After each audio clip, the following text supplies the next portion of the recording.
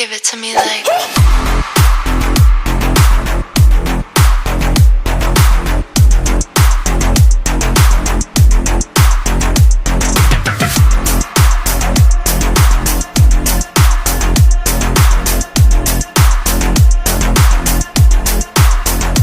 I love you.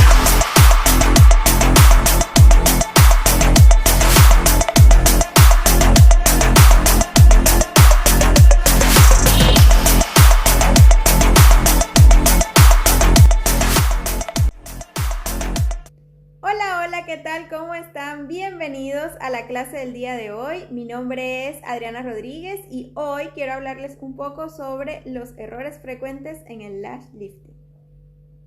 Y antes de empezar, también me gustaría darle las gracias a Noel por invitarme a estar acá en esta clase con ustedes y por brindarles este hermoso espacio.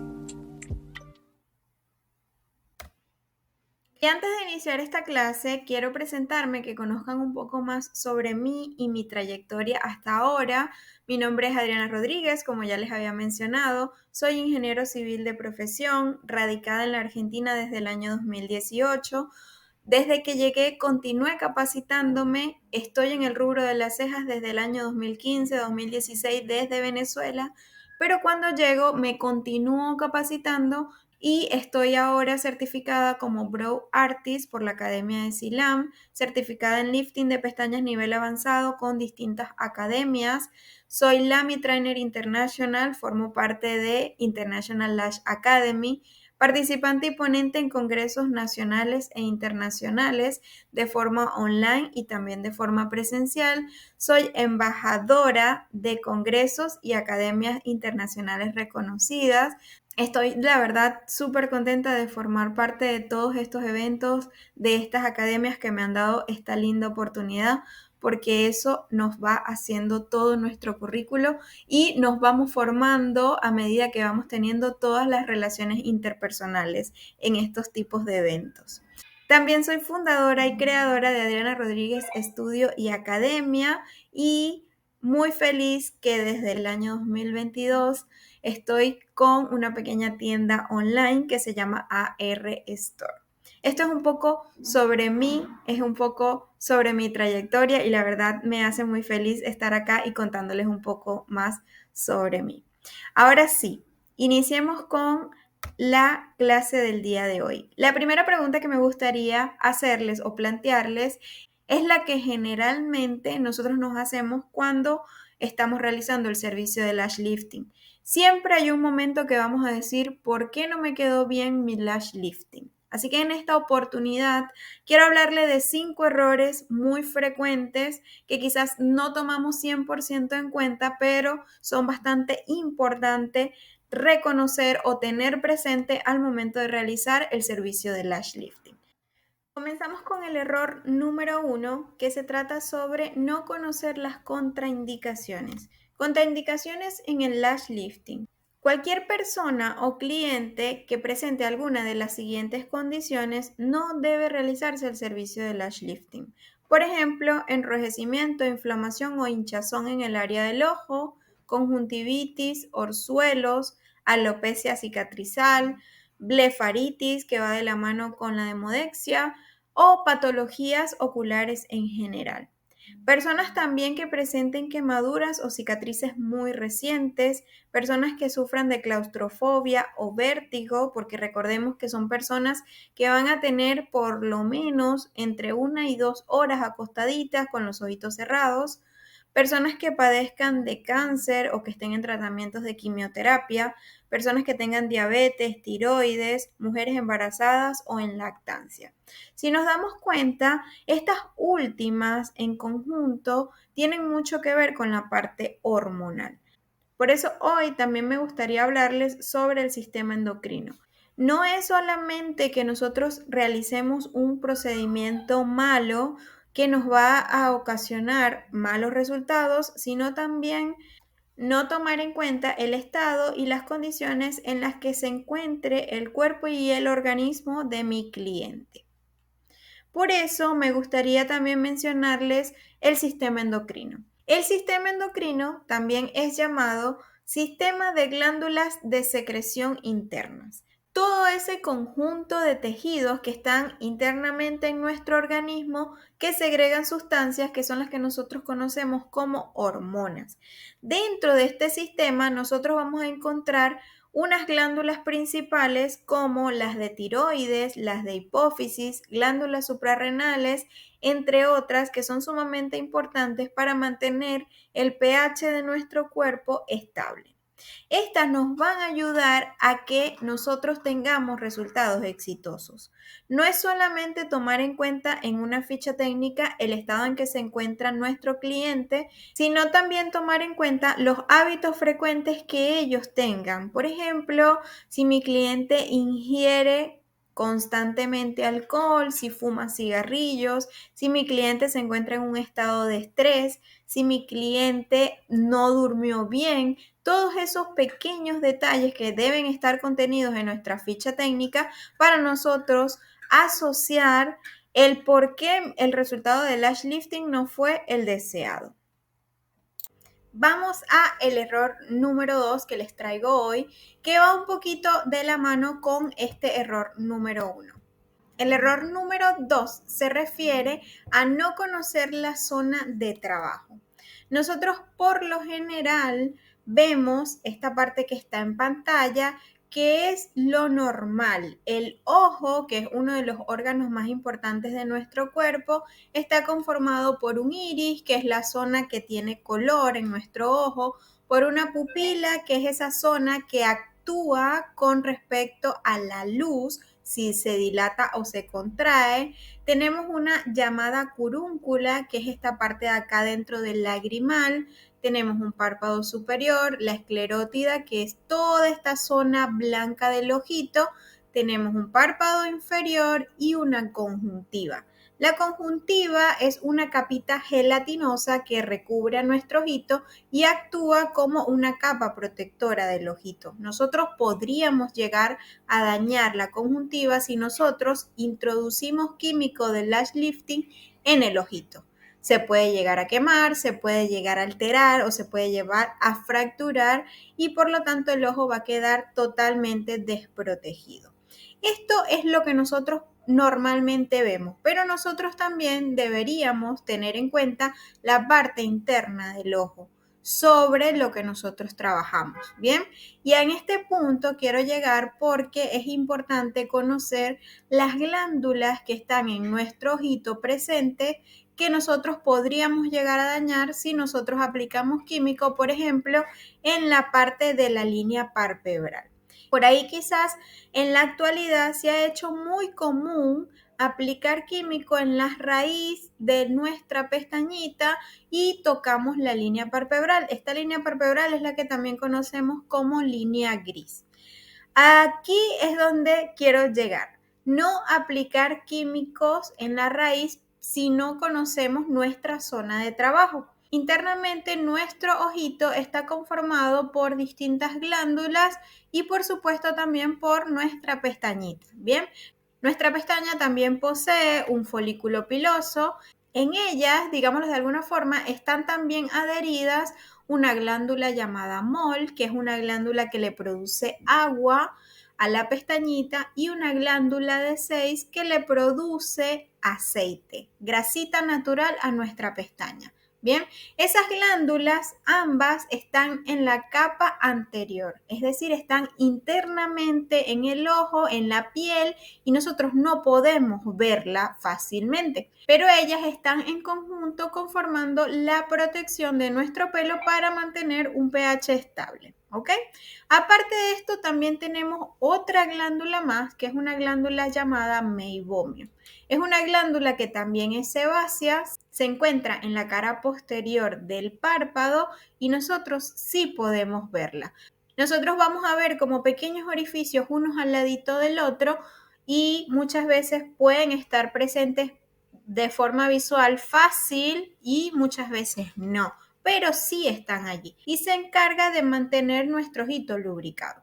Si nosotros llegamos a posicionar el químico en la línea palpebral de nuestro ojo, nosotros podríamos llegar a taponar estas glándulas. Podríamos llegar a ocasionar que la grasa que ellas producen se acumule hacia el interior de nuestros párpados y allí empezamos a crear algunas enfermedades oculares que ya lo vamos a ver un poco más adelante. A lo que quiero llegar es que muchas veces no sabemos el porqué de las cosas, no sabemos el por qué no podríamos o no deberíamos aplicar químico en la raíz o en la línea palpebral de mis pestañitas y por este motivo hacemos o creamos malas praxis. ¿Ok? Acá quiero mostrarles algunas de las enfermedades comunes que podríamos llegar a ocasionar si nosotros trabajamos de forma inadecuada posicionando los químicos en nuestro lash lifting. En primer lugar, vamos a hablar de la blefaritis. La blefaritis se refiere a una inflamación en el bordecito de ambos párpados, puede ser el superior o puede ser el inferior, y este va asociado a la demodexia. Muchas veces nosotros asociamos la demodexia con la falta de higiene y en realidad por allí empieza la enfermedad, pero una vez que su grado de afección incremente, ya esto pasa a ser una blefaritis y por lo tanto nosotros no podemos tratarla. Nosotros deberíamos de derivar a nuestro cliente a un oftalmólogo, a un especialista que pueda tratar el caso de su blefaritis, ¿ok? En segundo lugar, otra enfermedad ocular también muy común es la chalación. La chalación se refiere también a una inflamación, pero acá nos asociamos con las glándulas de meibomio, que están situadas en nuestra línea palpebral, tanto de la parte superior como de la parte inferior de nuestro ojito, ¿ok? Si nosotros tocamos con el químico nuestras glándulas o si nosotros tensionamos muy bruscamente al momento de realizar el acople, nosotros podemos llegar a inflamar o a alterar estas glándulas y van a crear este tipo de inflamaciones en nuestro párpado que nos van a hacer mucho daño, nos van a llegar a ocasionar este tipo de inflamaciones en nuestros párpados de las glándulas de meibomio que nosotros no necesitamos crear a ese ojito. Nosotros no necesitamos alterar la salud de nuestros ojitos. Necesitamos que él se mantenga saludable, ¿ok? Otra enfermedad muy frecuente también en el lash lifting podría ser el orzuelo. Los orzuelos se van más hacia la parte de la infección. No se trata sobre una inflamación, sino una infección, pero en este caso de lo que es el folículo piloso. Nuestro folículo piloso puede verse afectado por la tensión en exceso cuando realizamos el acople o por la aplicación de químicos. Todos estos químicos que pueden tocar la línea palpebral pueden afectar de distintas formas nuestro ojo. Por eso es importante conocer cómo debemos aplicar los químicos de forma adecuada en la zona con que estamos trabajando. ¿Ok? Y por último, otra enfermedad ocular que por ahí quizás no es muy común, pero también deberíamos tomar en cuenta, es la llamada dacriocistitis. Ella se va más hacia la parte del lagrimal cuando nosotros por aplicación de químicos o por mal posicionamiento de los deditos, hundir mucho la parte del ojo cuando hacemos el acople, etcétera, podríamos llegar a obstruir el canal de la línea lagrimal. Bien, al nosotros tener obstrucción en el canal del lacrimal, nosotros podríamos también generar una infección que nos va a irritar o nos va a taponar la zona del lacrimal. La verdad me pareció súper importante también este error, no conocer nuestra zona de trabajo porque a medida que pasa el tiempo, si no conocemos la zona de trabajo, no vamos a estar creando servicios saludables, sino más bien generando alopecias cicatrizales, enfermedades oculares y así muchas contraindicaciones que no nos va a permitir continuar trabajando sobre esa clienta. Por ahí vamos a generarle enfermedades, molestias y vamos a perder una cliente. Es importante mantener la salud de nuestra zona de trabajo. Recordemos que la función de las pestañas es proteger al ojito de los agentes externos. Entonces, la idea es conocer bien nuestra zona de trabajo para nosotros poder trabajar de forma saludable. Vámonos al error número 3. También es bastante interesante. Por ahí quizás un tema que se escucha pero no se toca a profundidad. Y hoy quiero mostrarte el error número 3, que es no conocer el pH de sus productos. Cuando hablamos de pH, pH significa potencial de hidrógeno. Esto se refiere al encargado de medir la cantidad de iones de hidrógeno que encontramos en una sustancia o solución. Cuando nosotros hablamos de menor cantidad de iones de hidrógeno, nos vamos a referir a una escala de pH alcalino, que es la que podemos ver en pantalla del lado derecho. Y cuando hablamos mayor concentración de iones de hidrógeno, nos vamos a referir a una escala de pH, que es la que podemos ver del lado izquierdo, que son los pHs ácidos, ¿ok? Donde el centro, que es el pH 7, se refiere a un pH neutro. Tomando en cuenta que el pH de nuestro pelo cuando no está procesado, o sea, el pH del pelo cuando está saludable es entre 4.5 y 5.5, vamos a iniciar a conocer un poco más nuestra escala de pH. Cuando hablamos de un pH ácido en número 0, escala 0, ya nos referimos a una alteración muy brusca del pH del pelo porque podríamos llegar a derretir y destruir nuestro pelito. Si vamos avanzando a una escala entre 1 y 2, todavía estamos en presencia de unas cutículas de nuestro pelo que están muy alisadas, por lo tanto, no es un estado saludable del pelo. Después pasamos a una escala entre 3 y 4. Esta escala todavía permanece con un pelo muy rígido que si nosotros no tratamos de forma adecuada, al ser muy rígido, el pelo puede llegar a partirse. Y pasamos a una escala de pH saludable del pelo que va entre 4.5 y 5.5.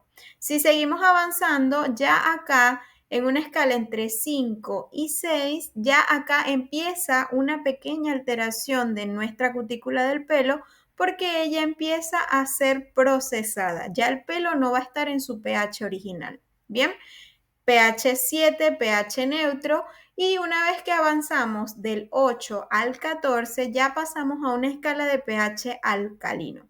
Cuando hablamos de un pH entre 8 y 9, ya es un pelo procesado que tiene cutículas ligeramente abiertas y por lo tanto puede llegar a tener cualquier modificación. Si pasamos en una escala del 10 al 12, es un pelo sobreprocesado que tiene mucha deshidratación. Es un pelo sobreprocesado que ya tiene mucha porosidad o mucha deshidratación, que no es un pelo que está totalmente saludable. Y si nos vamos del 12 al 14, ya es un pelo que ha perdido mucha masa capilar, mucha masa cortical, y por lo tanto es un pelo que no va a tener una base como sostenerse y puede ya directamente llegar también a destruirse. Si nos damos cuenta que cualquiera de los dos extremos de nuestra escala de pH no es saludable, van a destruir el pelo.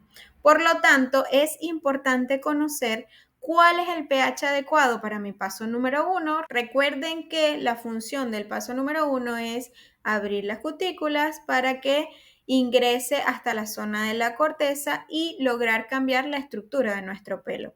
Por eso es importante saber que el paso número 1 es recomendable que tenga un pH entre 8.5 y 9.5. Bien, una vez que el paso 1 abrió la cutícula y cambió la estructura mecánica del pelo, nosotros necesitamos contrarrestar esa acción del paso 1 para fijar la nueva forma que nosotros le estamos dando a la pestaña. Por eso viene la acción del paso número 2. Contrarrestar, neutralizar la acción del paso número 1 y mantener las cutículas selladas para fijar la nueva forma. Por eso es recomendable que nuestro paso número 2 mantenga un pH ácido entre 3.5 y 4.5 aproximadamente. Estos pHs que les menciono que son aproximados son para generar servicios de forma saludable. La idea es trabajar con productos que sean nobles a la hora de accionar y cambiar la estructura del pelo. Estamos alterando su estructura química y por lo tanto nosotros estamos haciendo que la pestaña pierda los nutrientes naturales que ella posee. ¿Ok? Así que realizar un lash lifting es sí o sí hacerle un pequeño daño a nuestra pestaña natural. Ahora, ¿qué es la importancia de conocer el pH de nuestros químicos? Aparte de conocer el rango de los pH saludables que aunque podemos trabajar, es importante conocer que hay una diferencia entre el pH del producto y la concentración del producto. El pH del producto es el grado de alcalinidad o acidez que debe mantener nuestro producto. La concentración es la cantidad o el porcentaje de los componentes con que nosotros estamos trabajando en esa fórmula. No es obligación del proveedor o de la marca indicarnos la concentración para evitar a futuro algún tipo de plagio, pero nosotros podemos llegar a conocer esa concentración de nuestro químico relacionándolo con los tiempos de acción.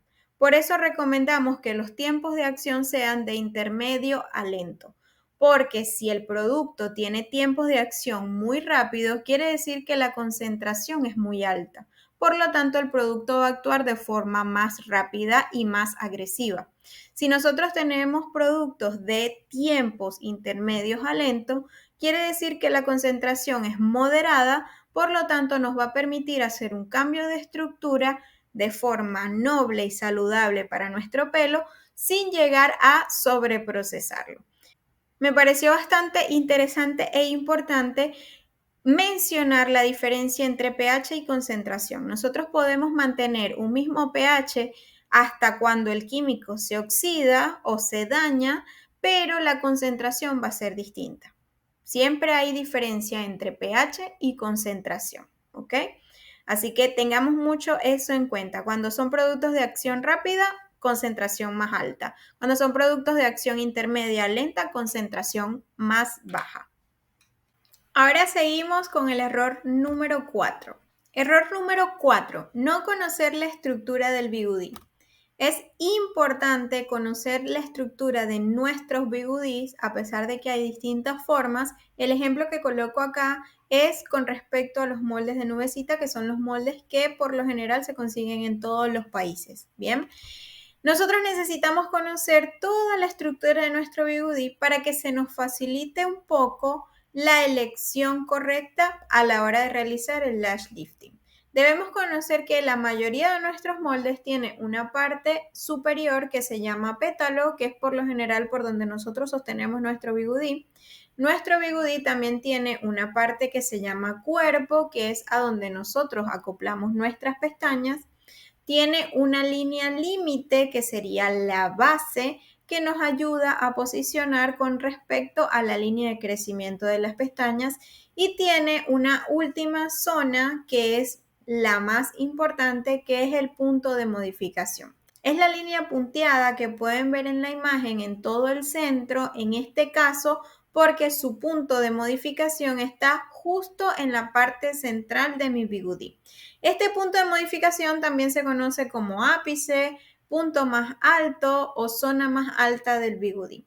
Si pueden ver en la parte superior derecha, les hago un corte transversal de un bigudí de nube. Este puede ser una talla M1 o M2 para que vean que la parte más alta o punto de modificación está justo en la zona del centro, es decir, al 50% del cuerpo de mi bigudí.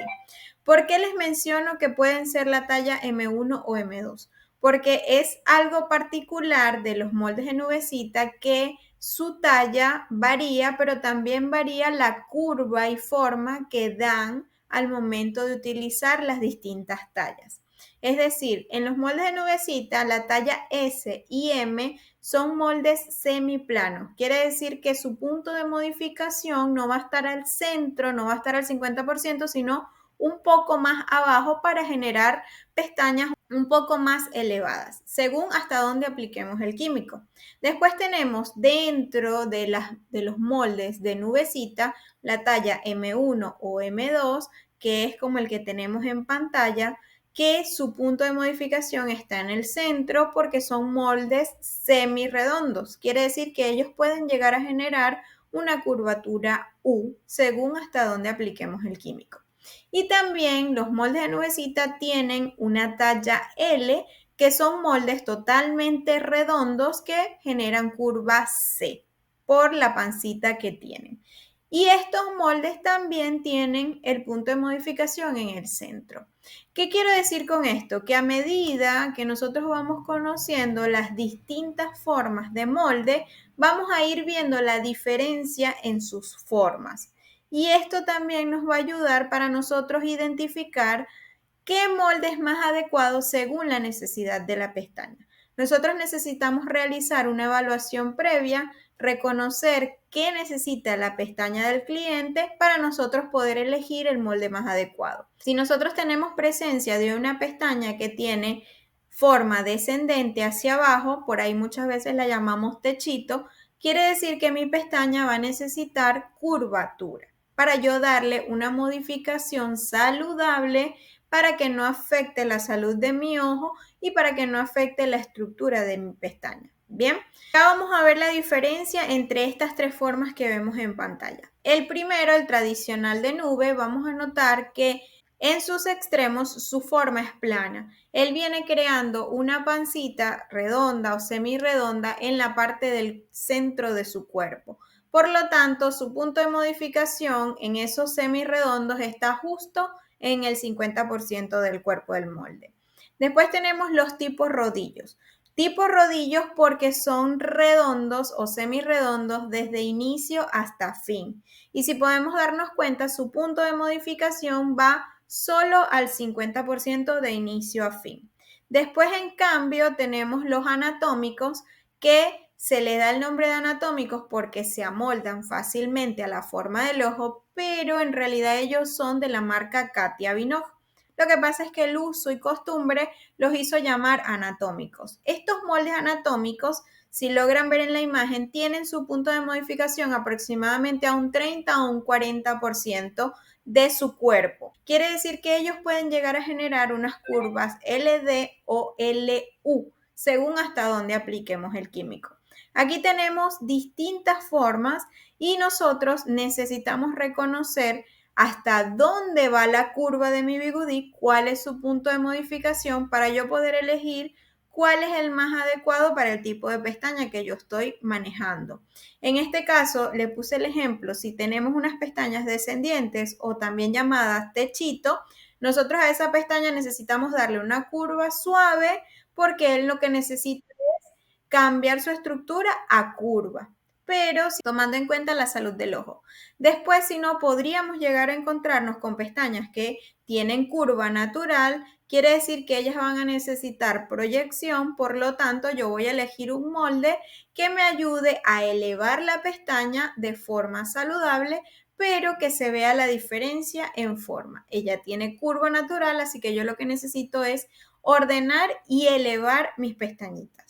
He aquí donde nosotros vamos a ir viendo la diferencia en cada estructura de cada forma de los moldes. Y ahí podemos elegir el más adecuado para el tipo de pestaña realizando una evaluación previa de ellos. Ahora pasamos al quinto y último error de esta clase, que sería no entender por qué el Botox es obligatorio. Me encantaría saber si ustedes utilizan el Botox siempre o si ustedes lo utilizan de forma opcional. Yo les recomendaría que lo utilicen siempre. ¿Por qué? Acá les quiero refrescar un poco cuando vimos la escala de pH, ¿sí? El Botox se va hacia la escala del pH ácido, quiere decir hacia el lado izquierdo. Un Botox saludable, un buen Botox, debería tener un pH aproximado entre 4 y 5. El pH natural del pelo va de 4.5 a 5.5. Quiere decir que el Botox me va a ayudar a reponer nutrientes para que el pelo vuelva a su estado normal. Entonces acá en la imagen le pongo, la primera imagen del lado izquierdo es una pestaña natural sin ningún procedimiento químico que podemos ver que tiene una cutícula, la parte del centro que es violeta sería nuestra corteza y el medio sería nuestra médula. Cuando nos vamos a la imagen del centro, vamos a ver que es una pestaña que ya tuvo un proceso de lash lifting. Por eso, en su parte violeta, vemos ciertos espacios en blanco que nos indica que ella perdió masa capilar. Entonces, yo necesito que esa pestaña quede saludable, por lo tanto, yo necesito reponer ese mismo día nutrientes que posiblemente perdió mi pestañita. Entonces, acá viene el ejemplo de la imagen número 3. Le pongo cuando la pestaña recibe Botox, la aplicación del Botox. Debemos entender que los Botox tienen componentes muy pequeñitos, moléculas muy pequeñitas, que son moléculas hidrolizadas que tienen la capacidad de entrar hasta la corteza, que es la parte violeta, y por eso les hago la simulación de que esas pelotitas de colores son mi Botox, que van entrando a la corteza y van reponiendo toda esa masa capilar, esos espacios blancos que vi en la imagen número 2. Es importante saber que el Botox repone aproximadamente entre un 5 y un 10% de la masa capilar que pierde mi pelo en el procedimiento de lifting. Imagínense que el procedimiento completo de lifting es aproximadamente entre un 20 y un 30% de daño. Y mi Botox repone solamente un 5 o un 10% según los componentes que tenga mi Botox. Entonces, por este motivo, debemos reconocer que el Botox no es opcional, que el Botox debe estar presente sí o sí siempre en nuestros servicios de laminación, para nosotros poder reponer una parte de los nutrientes que pudo haber perdido el pelo por el procedimiento de lash lifting. Un buen Botox por lo general posee entre 4 y 5 vitaminas. Dentro de él tiene pantenol, queratina hidrolizada, ácido hialurónico, cualquiera de estas vitaminas o aminoácidos que nos ayude a reponer la masa capilar de mi pestaña natural. Bueno, hasta acá llegó nuestra clase de hoy. 5 errores frecuentes que no tomamos siempre en cuenta a la hora de realizar nuestro servicio de lash lifting. Me gusta dejarles siempre al final de cada clase una frase motivadora. En este caso elegí que el conocimiento es el arma más poderosa que puedes usar para cambiar al mundo. Si tenemos conocimiento, nadie nos los puede robar, siempre va a estar presente en nosotros. Así que siempre, siempre capacítense, actualícense. Se los recomiendo con los ojos cerrados, que esto nos hace crecer en nuestro rubro. Les dejo por acá mis contactos, mi Instagram, adriestudio.ar, y si les gustó esta clase pueden hacer una fotito en la parte que más les gustó y me etiquetan en Instagram, que yo las reposteo y las comienzo a seguir. Muchas gracias por estar presente en esta linda clase. Gracias Noé, gracias a todos chicas. Nos vemos en una próxima oportunidad.